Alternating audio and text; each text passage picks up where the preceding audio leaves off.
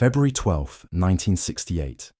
Staff Sergeant Robert Cruz is tied to a teak tree in a Viet Cong jungle camp 40 miles west of Da Nang. His wrists bound with bamboo cord, his left shoulder dislocated from the beating he took 3 hours ago, and he is staring at the ground beneath his feet with the focused intensity of a man who has just realized he's standing on top of his own salvation. The ground sounds hollow. Hollow means excavated. Excavated means a Punji pit. And a Punji pit means the Viet Cong have made a fatal mistake. In 4 hours, when they come to move him at dawn, 23 of them are going to die in less than 5 seconds. But this is getting ahead of our story. Let's talk about what makes the Punji trap the most feared weapon in the Vietnam War. It's not a gun. It's not mine. It's a hole in the ground filled with sharpened bamboo stakes, often smeared with human excrement to cause infection, designed to impale anyone who falls into it. The Viet Cong dug Punji pits 6 to 10 feet deep and 8 to 12 feet wide. They plant anywhere from 80 to 200 sharpened bamboo stakes in the bottom, angled upward at 45 degrees, so that gravity and body weight drive the victim deeper onto the spikes. They cover the pit with a bamboo mat, camouflaged with leaves and dirt. The mat is engineered to support the weight of 1 or 2 people, but collapses under the weight of 3 or more.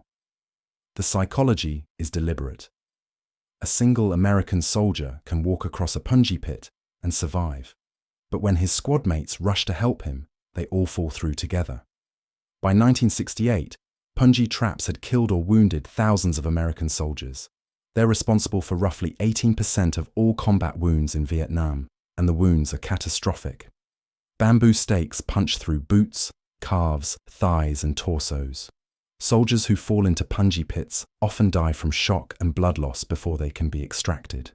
Those who survive face months of surgery and rehabilitation, fighting infections from contaminated stakes.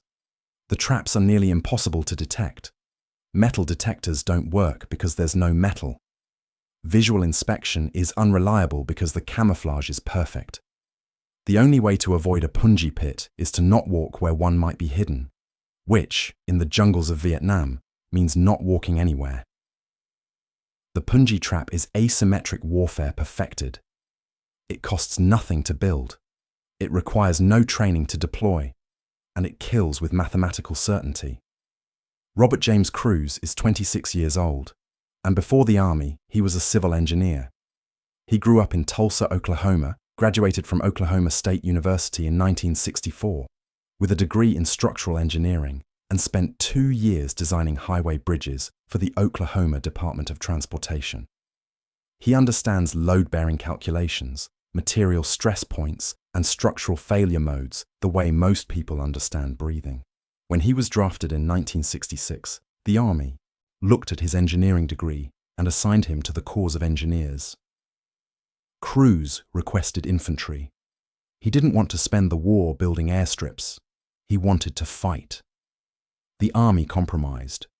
They made him an infantry NCO, but assigned him to a reconnaissance unit, where his engineering knowledge would be useful for identifying enemy fortifications and assessing terrain. It was the worst possible combination of skills for survival. Cruz knew enough about structures to recognize danger, but not enough about infantry tactics to avoid it.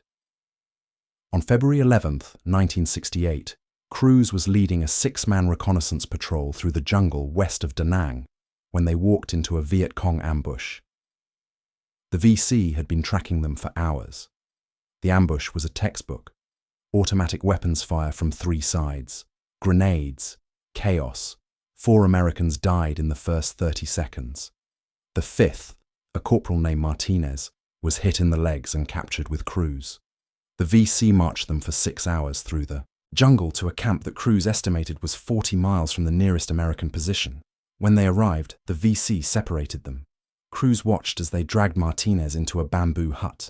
He heard screaming for 20 minutes, then silence. 2 VC soldiers came for Cruz next.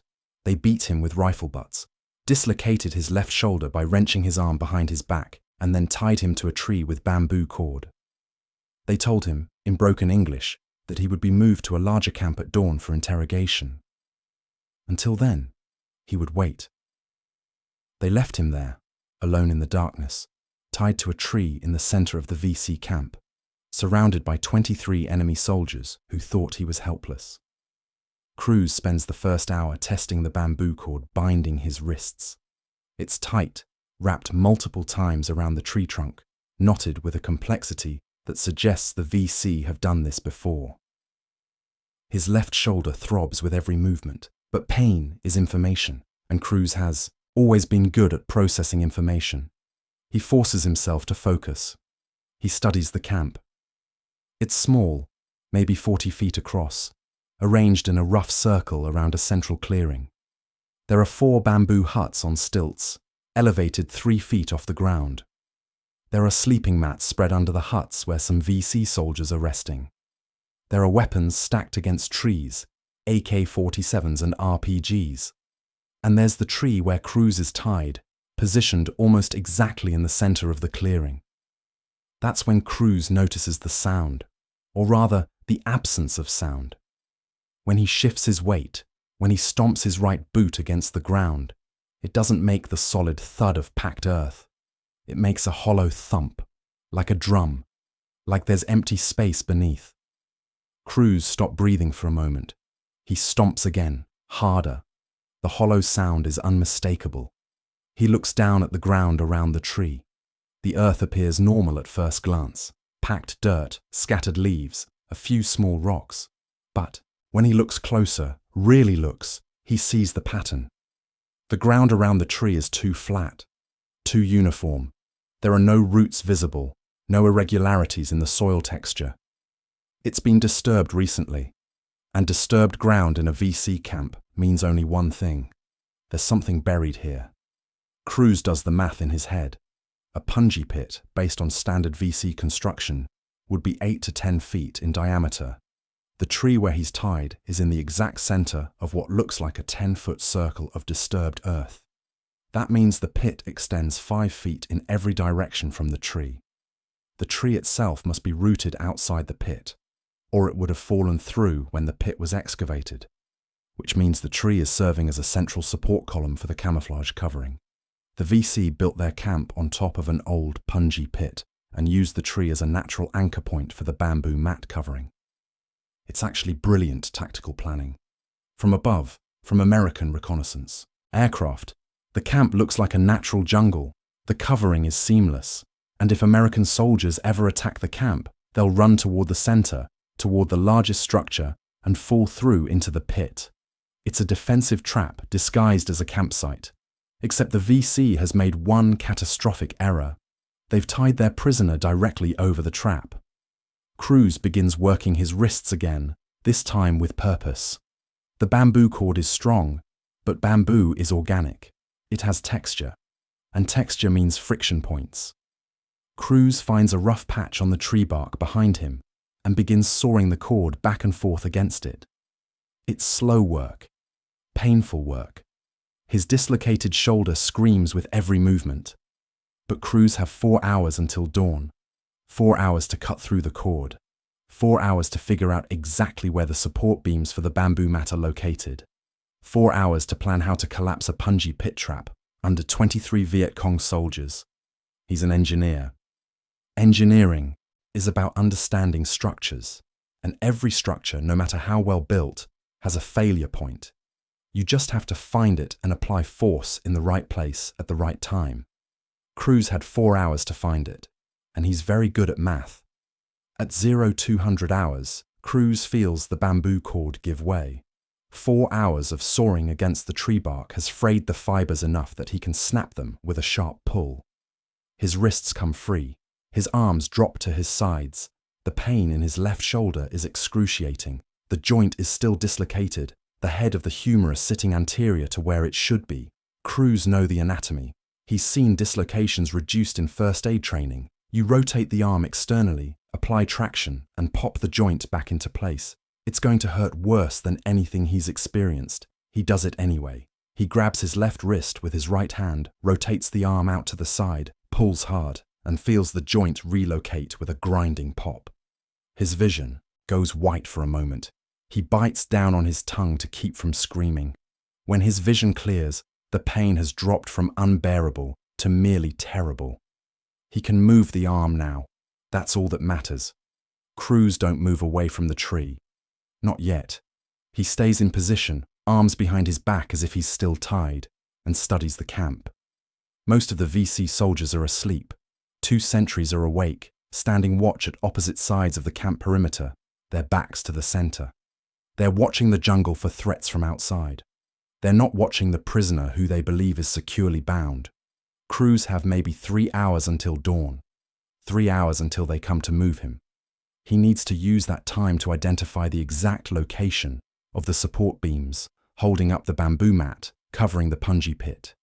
He needs to understand the engineering of this trap so completely that he can collapse it at will.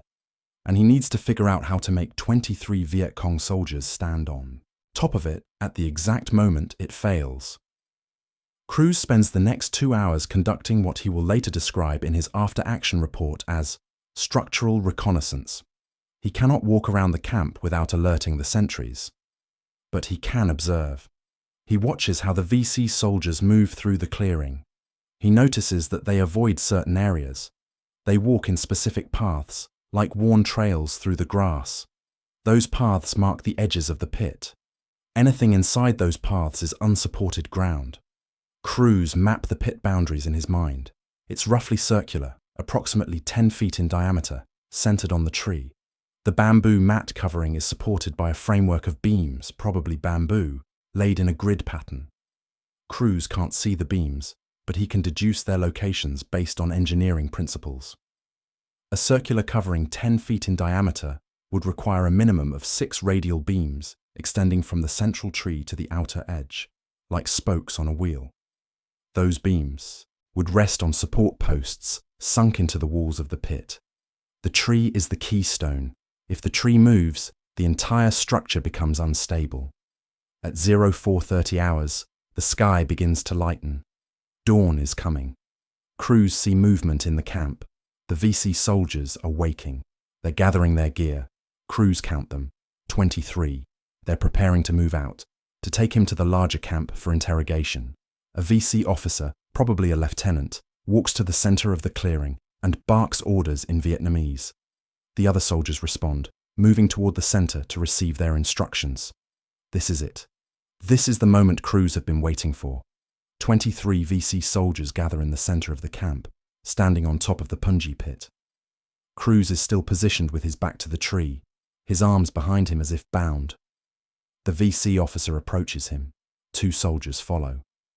They're going to untie him and march him out. Except Crews isn't tied anymore. Crews wait until all 23 VC soldiers are within the 10-foot radius of the pit. Then he shouts in Vietnamese, the only phrase he's memorized from a language handbook. Toi se noi. I will talk. The VC officer stops. He turns back toward Crews. Every soldier in the clearing turns toward Crews. They're all standing on the covering now, all 23 of them.